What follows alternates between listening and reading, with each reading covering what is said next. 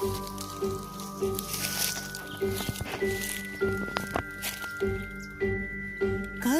ಕಲ್ಲನು ಎಡವಿದ ಮನುಜನ ಬೆರಳಿನ ಗಾಯವು ಮಾಯದು.